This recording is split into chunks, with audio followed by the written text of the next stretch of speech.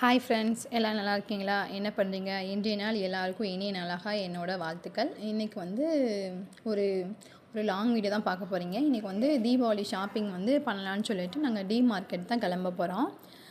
வாங்க பார்க்கலாம். காலையில் எழுந்திரிச்சு அவங்களுக்கு பசங்களுக்கு வந்து லேட்டாக தான் சாப்பாடு செஞ்சு ஒரு 11 மணிக்கு மேலே தான் கொண்டு போய் கொடுத்துட்டு பேங்க்கில் கொஞ்சம் வேலை இருந்துச்சு. அப்படியே பேங்க்குக்கு போகிறோம். ஏன் பேங்க்குக்கு போகிறோன்னு தெரியுமா? இன்றைக்கி வந்து எங்களுக்கு வந்து போனஸ் வந்து எங்கள் வீட்டுக்காருக்கு வந்து கொடுத்துட்டாங்க.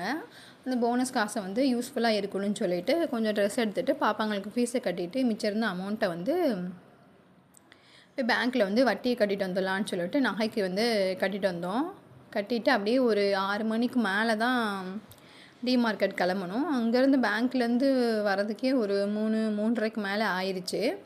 6 மணிக்கு மேலே தான் நாங்கள் கிளம்புற மாதிரி இருந்துச்சு. லைட்டாக தூருச்சு இந்த பக்கெட்டு. அப்புறம் கொஞ்சம் என்ன பண்ணுறது, நீ தீபாவளிக்கு இன்னும் 5 நாள் தான் இருக்கா, சரி கண்டிப்பாக வாங்கி தானே ஆகணும்னு சொல்லிட்டு நாங்களும் அப்படியே இந்த மலைச்சாரல்லே அப்படியே கிளம்பிட்டோம். இப்போ தான் நம்மளோட சேனலில் ஃபஸ்ட் டைம் பார்க்குறீங்கன்னா சப்ஸ்கிரைப் பண்ணிக்கோங்க, பெல் ஐக்கானை தட்டிங்க. என்னோடய வீடியோ பிடிச்சிருந்துச்சுன்னா லைக் பண்ணுங்கள், சப்போர்ட் பண்ணுங்கள். டி மார்க்கெட் அப்படியே பக்கமாக கிளம்ப நாங்கள் ஒரு வழியாக வந்தாச்சு. மலையாக நனைஞ்சிட்டு ஃபஸ்ட்டு வந்து கிராசரி தான் வாங்கணும்னு சொல்லிட்டு, ஏன்னா வீட்டுக்கு தேவை வந்து மளிகை ஜாமான் கண்டிப்பாக முக்கியம். இனி தீபாவளி வேறு வருதில்ல, ஸ்வீட் செய்கிறதுக்கும் சரி சாமிக்கு எல்லாமே எடுக்கிறதுக்காண்டியே கண்டிப்பாக வாங்கணும்னு சொல்லிட்டு தான் நான் வந்தேன். பக்கத்தில் எப்போவுமே ஸ்டோரில் வாங்குவோம். அங்கே 1000 1500 மேலே வாங்குவேன். இனி ஒரு 2 மாதம் 2.5 மாதத்துக்கு வர்ற மாதிரி வாங்கலாம் அப்படின்னு சொல்லிட்டு தான் சரி டி மார்க்கெட் வரலான்னு சொல்லிட்டு, இது என்னோடய 3வது விசிட்டிங். நான் 3வது டைம் வரேன். ஃபஸ்ட் டைம் செகண்ட் டைம் வரும்போதும் கொஞ்சம் பிளான் இல்லாமல் வந்துட்டேன். அப்போ நிறைய கிளாஸ் ஐட்டம் வாங்கிட்டு அமௌண்ட் ஜாஸ்தி ஆகிடுச்சு, பில்லு வந்து ஜாஸ்தி ஆகிடுச்சு. வீட்டில் கோவப்பட்டார். அதனால் இந்த கிளாஸ் ஐட்டம் வந்து பக்கத்தில் போகக்கூடாதுன்னு சொல்லிட்டாரு. அதனால எனக்கு மனசே வரல. கிளாஸ் ஐட்டம்னா வச்சுக்கோங்க, நம்ம எப்படி சொல்கிறது, வீட்டுக்குன்னு இது வேணும் அது வேணும்னு ஆசை, பொம்பளை பிள்ளைங்களுக்கு ஆசை எல்லாமே இருக்க போது கண்டிப்பாக அதை வாங்கணும்னு சொல்லிட்டு ஆசைப்பட்டேன். ஆனால் முடியலை. ஒரு வழியாக தேவையான கிராசரிஸ்லாம் வாங்கிட்டு போன டைம் நாங்கள் போகும்போது பேக் எதுவும் எடுத்துகிட்டு போகல. அங்கே இருக்க பேக்கே 25 மேலே தான் இருந்துச்சு. இந்த டைம் நாங்கள் என்ன பண்ணிட்டோம், பிளானோடு தான் போகிறனால என்னென்ன மளிகை ஜாமானுக்கு என்னென்ன தேவை இருக்கோ அதெல்லாம் வாங்கிக்கணும்னு சொல்லிட்டு நானும் ஒரு லிஸ்ட் எழுதிட்டு போயிட்டேன். அதனால் என்னோடய சாக்கு கொஞ்சம் வீட்டிலேருந்து அரிசி சாக்கையும் எடுத்துகிட்டு போயிட்டோம் பிளான் பண்ணிவிட்டு. இப்போ மறுநாள் வந்து நீ திங்ஸ் எல்லாமே நான் என்னென்ன வாங்கியிருக்கேன் என்னென்ன இருக்குன்னு சொல்லிட்டு பார்க்கலாம். தேவையானது வந்து அரிசி, முக்கியமாக இட்லி அரிசி ரொம்ப தேவைப்பட்டுச்சு. இட்லி அரிசி வாங்கிக்கிட்டேன். ஒரு 4 கிலோ வாங்கிட்டேன். நான் இங்கே இருக்க பக்கத்தில் இருக்க ஸ்டோர் வாங்கினா எப்படியும் ஒரு 48க்கு மேலே தான் இருக்கும் 1 கிலோ. ஆனால் இங்கே வந்து 44 கிட்டே இருந்துச்சு. அதனால் நீ எதுக்கு ஓயாமல் போய்கிட்டுன்னு சொல்லிட்டு ஒரு 4 கிலோவுக்கு மேலே அரிசி வாங்கிக்கிட்டேன். மற்றபடி உளுந்து சுண்டல் இது எல்லாமே 1/2 கேஜி வர மாதிரி வாங்கிக்கிட்டேன். அப்புறம் கம்ஃபோர்ட்லாம் தீர்ந்து போச்சு, போன மாதம் வாங்கினது. சரி இந்த மாதிரி கம்ஃபோர்ட்டு லிக்விடு இதெல்லாம் வாங்கிக்கிட்டு வந்துட்டேன். நீங்கள் மல்லிகை லிஸ்ட்லாம் போட்டுட்டீங்களா? தீபாவளிக்கான பர்ச்சேஸ்லாம் நீங்கள் தீபாவளிக்கு எங்கெங்கே போய் ஷாப்பிங் பண்ணீங்க, என்னென்ன திங்ஸ்லாம் வாங்கினீங்க, என்னென்ன ஸ்வீட்லாம் செய்ய போகிறீங்கன்னு சொல்லிட்டு சொல்லுங்கள். நாங்கள்லாம் சின்ன பிள்ளையாக இருக்கும்போது இந்த அளவுக்கு எப்படி சொல்கிறது, இந்த மளிகை ஜாமான் செய்கிறது இது எல்லாமே அம்மா கண்ட்ரோலில் வந்துடும். இருந்தாலும் எங்களுக்குமே ஒரு ஸ்டேஜுக்கு அப்புறம் நானும் எங்கள் அக்காவும் சரி ஸ்வீட் செய்கிறதுலையும் சரி ரொம்ப ஆர்வமாக இருப்போம். அம்மா கூட ஹெல்ப் பண்ணுறதுக்கு பக்கத்தில் இருந்து செய்கிறது அது நல்லாயிருக்கும். ஒரு 10 நாளைக்கு முன்னாலே முறுக்கெலாம் செஞ்சுருவோம். ஆனால் அந்த தீபாவளி டைம் வந்துட்டாவே அந்த நம்ம காய வைக்கிற அரிசி இது எல்லாமே அது என்னமோ தெரியல, மானத்துக்கும் தீபாவளிக்கும் ஒரு கனெக்டிவிட்டி இருக்கும்னு நினைக்கிறேன். தீபாவளின்னு வந்தாவே மழை வந்து தூரிக்கிட்டே இருக்கும். நம்ம நினைப்போம் பிளான் பண்ணி கொஞ்சம் ஒரு வாரத்துக்கு முன்னால் பிளான் பண்ணுறவங்களாம் காய வச்சு எப்படியாச்சும் முறுக்கு இதுக்கெலாம் காய வச்சுலாம் நினைப்பாங்க. ஆனால் மோஸ்ட்லி வந்து அப்படி பண்ண முடியாது. ஒரு மாதத்துக்கு முன்னாலே அரைச்சிட்டா சேஃபாக இருந்துக்கலாம். இல்லைன்னா காய வைக்காமல் தொடச்சிட்டு அரைக்கிற மாதிரி இருக்கும். நாங்களும் அப்படி தான் ஒரு மாதத்துக்கு முன்னாலே, ஏன்னா நாங்கள் அப்போ சின்ன பிள்ளையா இருக்கும்போது சீக்கிரமாக ட்ரெஸ் எடுக்கணும், சீக்கிரமாக பலகாரமாக செய்யணும்னு சொல்லிட்டு நாங்கள் ரொம்ப ஆர்வமாக இருக்கோம். ஆனால் இப்போ இருக்க பசங்க வந்து அப்படி இருக்கிறதில்ல. அவங்களுக்கு தேவை ட்ரெஸ்ஸு, ஸ்வீட்லாம் கடையில் வாங்கிக்கலாமா எதுவும் செய்ய சொல்லி அவங்களும் கேட்குறதில்ல. அதோடையும் பட்டாசு இதெல்லாம் வாங்கணும்னு சொல்லிட்டு ரொம்ப இதாக இருக்காங்க. தவிர இந்த மாதிரி ஐட்டம்ஸ்லாம் நம்மள்ட்ட எதுவும் கேட்க மாட்டேங்கிறாங்க. அப்போ நாங்கள் என்ன பண்ணுவோம், அந்த அளவுக்கு நானும் எங்கள் அக்கா ஓரளவு செஞ்சுருவோம். ஸ்வீட்லாம் பக்கத்தில் இருக்கவங்ககிட்ட எங்கள் அம்மா கூட சேர்ந்து செய்ய ஆரம்பித்து ஓரளவு செய்வோம். இப்போதைக்கு இந்த டைம் வந்து நாங்கள் வந்து என்னோடய நியூ ஹவுஸ்க்கு வந்துட்டு ஒரு 2 வருஷம் ஆகுது. போன வருஷம் தீபாவளியுமே நாங்கள் அவ்வளோவா ஸ்வீட் எதுவும் செய்யலை. முறுக்கு அதிரசம் மட்டும் கடையில் வாங்கிட்டு மற்றபடி வீட்டில் சும்மா லட்டு இந்த மாதிரி வடை இந்த மாதிரி தான் செய்வோம். ஏன்னா தீபாவளி அன்னைக்கு வந்து நம்ம செய்கிறது வந்து அந்தளவு நம்மளால் சாப்பிட முடியாது. நான் என்ன பண்ணுறது, அந்த திங்ஸு குலோப் ஜாமுன் இது என்ன எல்லாமே அந்த எல்லாக்கிட்டேயும் வாங்கிக்கிட்டு தீபாவளிக்கு வச்சு ஒரு 2 நாள் 3 நாள் கழித்து செஞ்சோம்னாலும் அப்போ சாப்பிட்றதுக்கும் நம்மளுக்கும் வசதியாக இருக்கும். சாப்பிடவும் செய்வாங்க, வேஸ்ட்டும் செய்யாமல் பண்ணுவாங்க, சாப்பிடுவாங்க. நீங்கள் என்னென்ன ஸ்வீட்லாம் செய்ய போகிறீங்க, என்னென்ன ஸ்வீட்லாம் பிளான் பண்ணி வச்சுருக்கீங்க? இந்த டைம் நானும் ஒரு 2-3 ஸ்வீட் செய்யலான்னு சொல்லிட்டு ஐடியாவில் இருக்கேன். பார்ப்போம் நம்மளோட மைண்ட் செட் எப்படி இருக்குன்னு சொல்லி பார்த்துட்டு தான் பண்ணுவோம். போன மாதம் வாங்கின உளுந்து வேறு இருந்துச்சு. இந்த மாதம் வந்து அவங்க சொல்லிட்டாங்க, சரி ஒரு 2 கிலோ சேர்த்தே வாங்கிக்கோன்னு சொல்லவும் நான் பெரிய தூக்குவாளியில் வந்து 2 கிலோ உளுந்தையும் போட்டு வச்சுட்டேன். உளுந்தெல்லாம் நீங்கள் போடும்போது இந்த மாதிரி 2 கிலோ 3 கிலோலாம் வாங்கும்போது ஸ்டோரேஜ் பண்ணும்போது அதில் வந்து இந்த இது சொல்லுவாங்க, அது என்னமோ டக்குன்னு ஞாபகம் வர மாட்டேங்குது. வரமிளகாய் போடலாம், அப்படி இல்லைன்னா அந்த ஒரு வசம்புக்கு வேர் மாதிரி ஒன்று இருக்கும், அந்த இதுவும் போட்டு வச்சாலும் அந்தளவு வண்டு பூச்சி எதுவும் வராதுன்னு சொல்லுவாங்க. எங்கள் அத்தை வீட்டில் போடுவாங்க அரிசி, அங்கே நிறையா வந்து விளையிற அரிசி இருக்குனால அதில் போட்டிருப்பாங்க, நானும் பார்த்துருக்கேன். இங்கே வந்து நான் அந்த மாதிரி போட்டதில்லை. ஆனால் நான் வரமிளகா மட்டும் போட்டு பண்ணிக்குவேன். மோஸ்ட்லி நிறையா வாங்க மாட்டேன். நீங்கள் டிமார்க்கெட் போகிறனால ஒரு 2 மாதத்துக்கு சேர்த்தே வாங்கலான்னு சொல்லிட்டு வாங்கிட்டேன். தேவையான எண்ணெய், கம்ஃபர்ட்டு, சோப்பு, குளிக்கிற சோப்பு, நிறைய ஆஃபர்ஸ் ஏதாவது இருந்துச்சு. ஆனால் ஆஃபர் எல்லாமே சின்ன சின்ன ஃபேமிலிங்கும்போது கொஞ்சம் கம்மியாக தான் இருக்கும். கொஞ்சம் பிக்காக வாங்குற மாதிரி இருந்துச்சுன்னா கொஞ்சம் நல்லா இருக்குது. ஆமாம், எல்லாமே ஒரு 200க்கு மேலே இருக்க மாதிரி இருந்தால் நல்லா இருந்துச்சு. ஆஃபர் நிறையா இருக்க மாதிரி இருந்துச்சு. பை 1 கெட் 1 ஆஃபர் இருந்துச்சு. இப்போ நம்ம சிம்பிளாக ஒரு 4 பேர் சின்ன குடும்பமாக இருந்தோம்னா அவங்களுக்கு வந்து வாங்குறதும் சரி கஷ்டமாக இருந்துச்சு. நான் இங்கனக்குள்ள பக்கத்தில் இருக்க ஸ்டோரில் 100 கிராம் கூட வாங்கிக்குவேன். ஆனால் அங்கே அப்படி வாங்க முடியாது. வாங்கினா ஒரு 1/2 கேஜிக்கு மேலே வாங்குற மாதிரி தான் இருக்கும். அந்த மாதிரி தான் வாங்குற மாதிரி இருந்துச்சு. சரி வாங்கிக்கலாம், இனி ஒரு டைம் போகிறோம். இங்கே மாதிரி பக்கத்தில் ஆம்னியாபுரத்தில் இருக்காங்க, அங்கே தான் போய் வாங்குவோம். இது 3வது டைம் நான் போகிறேன். ஃபஸ்ட்டு பால் காய்ச்சும் போது ஒரு டைம் போய் கிளாஸ் ஐட்டம் ஃபுல்லாக வாங்கி வச்சுக்கிட்டேன். அப்பயே அவர் வேணான்னு சொன்னார், உடையிற பொருள் வேணான்னு சொல்லி. நம்மளாம் விட முடியாதுன்னு சொல்லிட்டு ஓரளவு வாங்கிட்டேன்.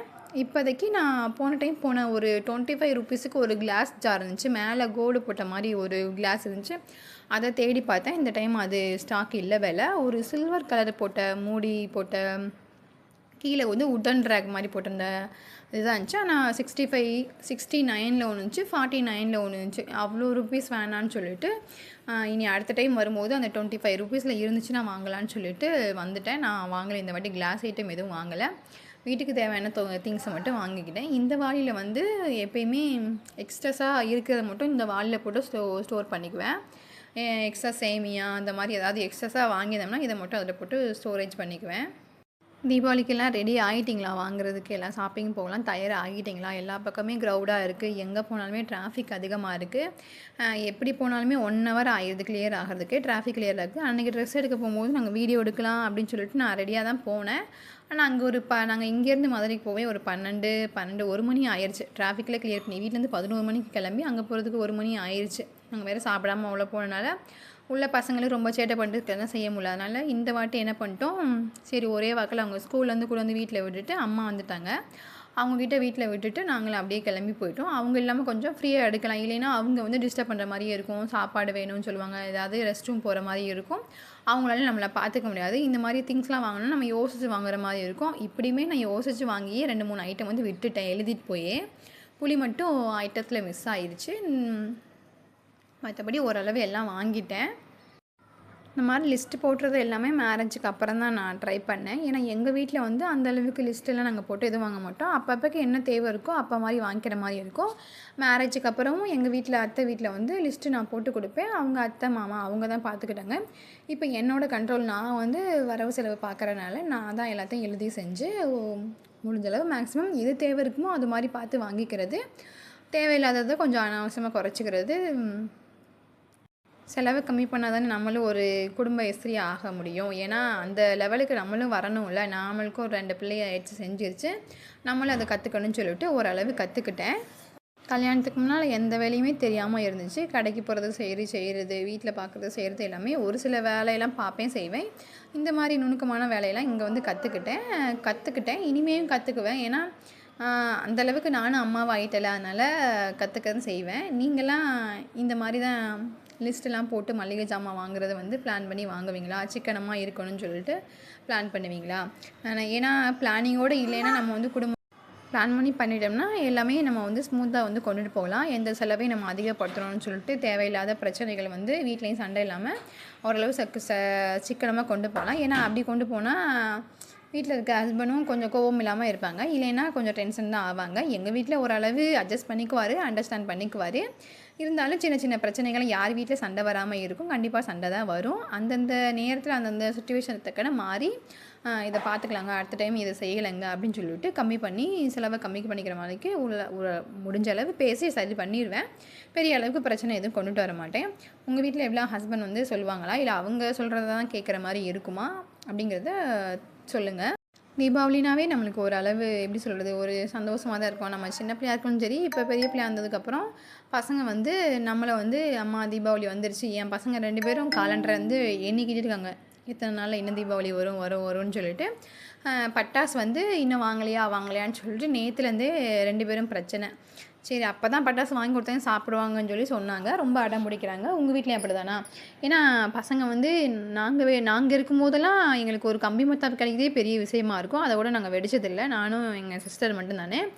அண்ணன் இல்லாதனால நாங்கள் அந்தளவுக்கு ரொம்ப அடம் பிடிச்சதில்லை. எங்கள் வீட்டில் அந்த மாதிரி வாங்கி கொடுத்ததில்லை. ஆனால் இப்போ இருக்க பசங்க வந்து என்ன பண்ணுறாங்க, கண்டிப்பாக வேணும் அப்படிங்கிற மாதிரி சொல்கிறாங்க. எங்கள் வீட்டில் இவங்க 2 பேருக்குமே இப்போ வாங்கி தரலைன்னா நாங்கள் சாப்பிட மாட்டோம் அப்படின்னு சொல்லவும், நான் சரி வாங்கிட்டோம்டா, பார்சல் வந்துட்டுருக்கு அப்படின்னு சொன்னனால ஓரளவு சமாதானம் ஆனாங்க. இல்லைன்னா 2 பேரையும் சமாளிக்கிறதே பெரிய பழஞ்சு. நைட்டு சாப்பிட்றதும் பெரிய பிரச்சனையாக இருந்துச்சு.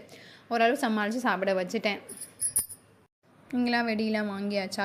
இங்கே லோக்கலில் இருக்க மாதிரி வாங்குவீங்களா, இல்லை வெடி பட்டாசு கடை அங்கே மாதிரி கம்பெனியில் இருக்க மாதிரி போய் அங்கே பார்த்து வாங்குற மாதிரி இருக்குமா? ஆனால் வெடிக்கும் போது சேஃபாக வெடிங்க செய்யுங்க.